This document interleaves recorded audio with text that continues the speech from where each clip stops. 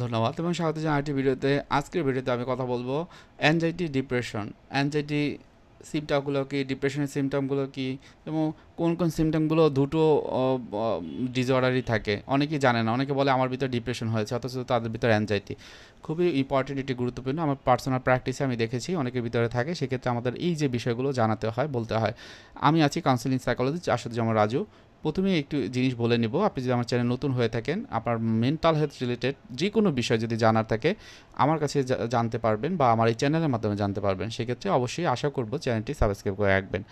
তো অ্যাংজাইটি এবং ডিপ্রেশন দুটি হলো আলাদা আলাদা দুটো ডিসঅর্ডার, যার আলাদা আলাদা কিছু সিমটম থাকে। অ্যাংজাইটির ক্ষেত্রে যেটি হয় যে প্রথমেই সে তার ভিতর বিভিন্ন রকমের ভীতি থাকে, দুশ্চিন্তা, ভয়, এই বিষয়গুলো থাকে।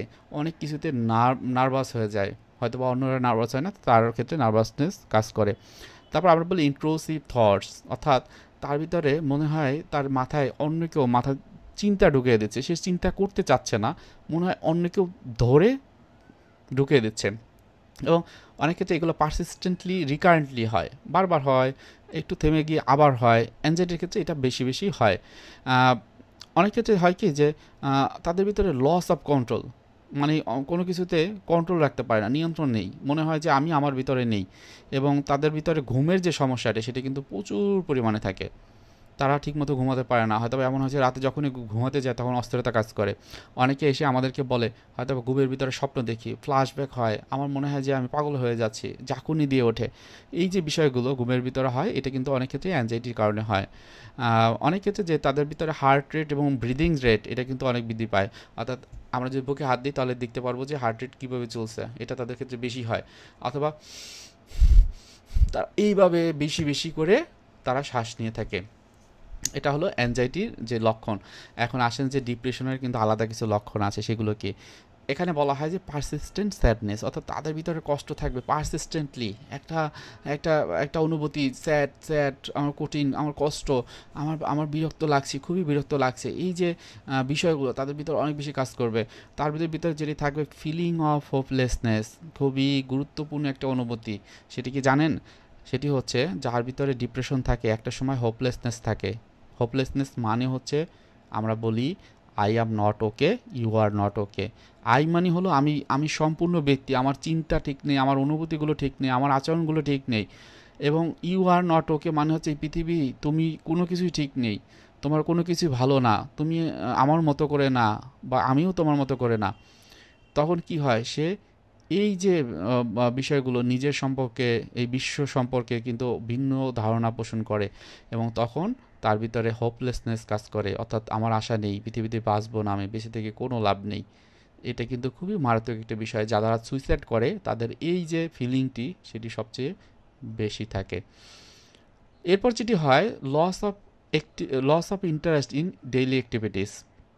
হয়তো একটা সময় সে অনেক কিছু ভালোবাসতো, অনেক কিছু করতে তার ভালো লাগতো, কিন্তু যখনই ডিপ্রেশন রোগটি তার বাসা বাঁধে আর কিছুই ভাল লাগে না, আরও কোনো কিছুই সে করে না। সব কিছুতে মনে হয় যে আমার এইখানে পার্টিসিপেট করার কিছু নেই, আমি আসলে আমার মতো করেই থাকি, আমি খারাপ আছি সেটা নিয়ে আমি থাকবো। এবং সেক্ষেত্রে থেকে তারা কি হয়, আইসোলেশন হয়ে যায়, আইসোলেটেড হয়ে যায়, অন্যদের কাছ থেকে নিজেদেরকে এতটাই দূরে সরিয়ে নেয় যে সে নিজেকেই কিন্তু আর খুঁজে পায় না।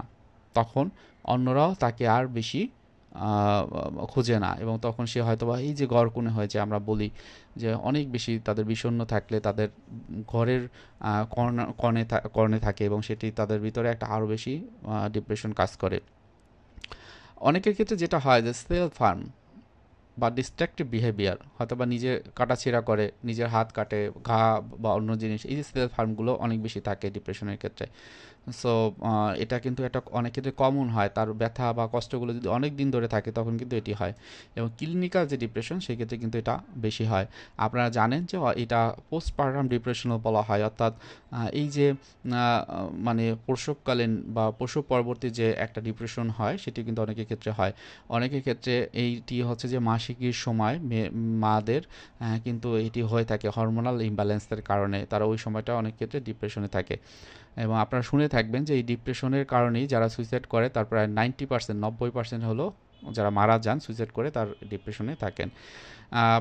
তারা অনেক ক্ষেত্রে দেখা যায় যে অতিরিক্ত ঘুমায়, এতটাই ঘুমায় এবং তাদের ঘুমাতে ঘুমাতে তাদের ভিতরে একটা টায়ার্ডনেস কাজ করে, একটা ক্লান্তি কাজ করে এবং তাদের ভিতরে অর্থলেসনেস, তাদের নিজেদের শক্তি সামর্থ্য বা অন্যান্য জিনিসের প্রতি খুব বেশি একটা আস্থা তারা রাখতে পারে না। তো তাহলে অ্যাংজাইটি এবং ডিপ্রেশনের ভিতরে কিন্তু পার্থক্যটা বুঝতে পেলেন। এখন আপনারা আসেন যে কিছু কিছু বিষয় আছে যেগুলো একই রকম, মানে দুটোর ভিতরেই থাকে। তবে আরেকটু কথা বলে দিই যে আমাদের অ্যাংজাইটি এবং ডিপ্রেশনের দুটি বিষয়। অ্যাংজাইটি আমার তখন হয় যখন আমরা ভবিষ্যতের কথা অনেক বেশি চিন্তা করি, যেমন আমার পরীক্ষা কীভাবে হবে, আমার পড়ালেখা কীরকম করতে পারবো, আসলে কি আমি কি ওই বিদেশে যেতে পারবো কি না।